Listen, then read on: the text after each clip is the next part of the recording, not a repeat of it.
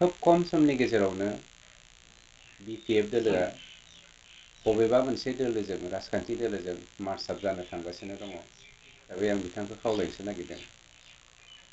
बिथाङा जुदिहे इउपिपिएल दोलोआव फैयोब्ला, जेराव हाग्रामाया गावखौ जेनगोनखौ मिथिखानानै दिनै गुबुन राजखान्थि हान्जाजों मार्च आप जानो नागिरगासिनो दं, सिङाव रायलायखोमागासिनो दं, जोंनियाव मोननाय इन्टारनेल इनपुट बायदिबा रायलायगासिनो दङ।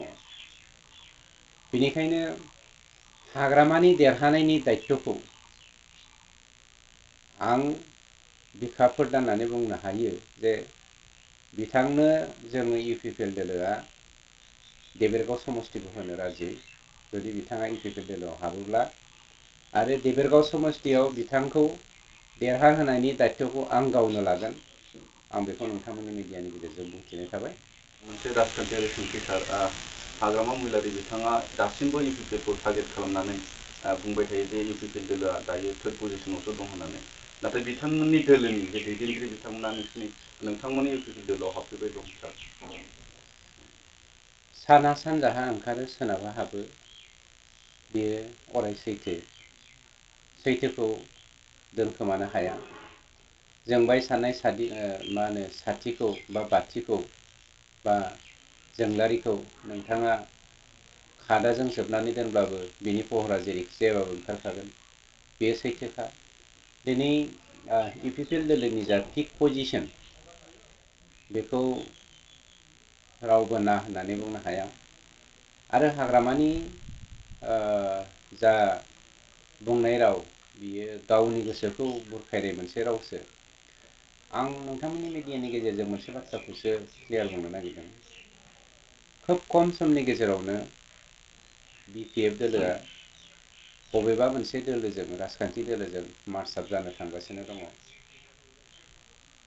बिथाङा बबे दोलोजों मार्च आप जानो नागिरदों आं बेखौ मिथिया, खिन्थु खोब खम समनि गेजेरावनो बिथांनि बिपिएफ दोलोआ जोबसिगोन, मार्च आप जासिगोन। आरो हाग्रामायाबो बिपिएफ दोलोनि गासै मानसिफोरखौ लानानैनो गावनि बिपिएफखौ फोजोबखासिगोन। आं इउपिपिएल दोलोनि सासे आंबो सोद्रोमा हिसाबै आं बिथांखौ खावलायनोसो नागिरदों। बिथाङा जुदिहे इउपिपिएल दोलोआव फैयोब्ला, जेराव हाग्रामाया गावखौ जेनगोनखौ मिथिखानानै दिनै गुबुन राजखान्थि हान्जाजों मार्च आप जानो नागिरगासिनो दं, सिङाव रायलायखोमागासिनो दं, जोंनियाव मोननाय इन्टारनेल इनपुट बायदिबा रायलायगासिनो दङ। बेनिखायनो हाग्रामानि देरहानायनि दायित्वखौ आं बिखा फोरदाननानै बुंनो हायो जे बिथांनो जोङो इउपिपिएल दोलोआ देबेरगाव समस्तिखौ होनो राजि, जुदि बिथाङा इउपिपिएल दोलोआव हाबोब्ला, आरो देबेरगाव समस्तियाव बिथांखौ देरहाहोनायनि दायित्वखौ आं गावनो लागोन। आं बेखौ नोंथांमोननि मिडियानि गेजेरजों बुंथिनाय थाबाय।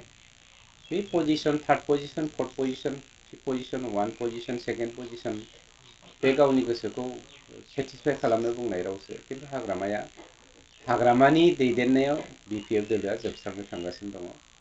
आरो बिनि थाखायनो हाग्रामानो इउपिपिएल दोलोनि जानानै देबेरगाव समस्तिखौ होनो थाखाय जों राजि जानानै दं। दा 2022 जे बिटिसि बिसायख'थि, बेयाव बिथांनि मोनफ्रोमबो मेल मिथिङाव बिथाङा फोरमायो जे फैगौ 2022 मायथाइयाव बिपिएफ दोलोआनो 100% सरकार दागोन। बेबायदि बाथ्रा आं बेखायनो होनदों, बुंनाय आरो मावनायनि गेजेराव फारागथि दं।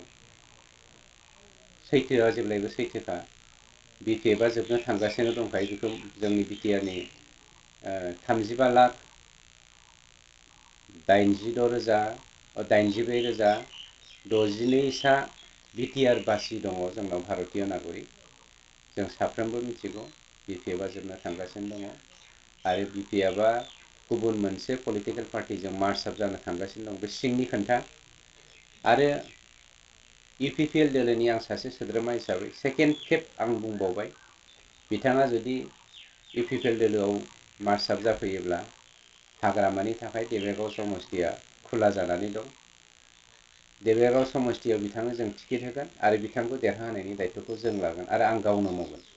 कास्टम बसुमतारी, बिथांमोना बिक्रम दैमारि बिथांमोना गोबां बाथ्रा बुंथियो सार ससियेल मिडियानि गेजेरजों, टार्गेट खालामो इउपिपिएल दोलोखौ।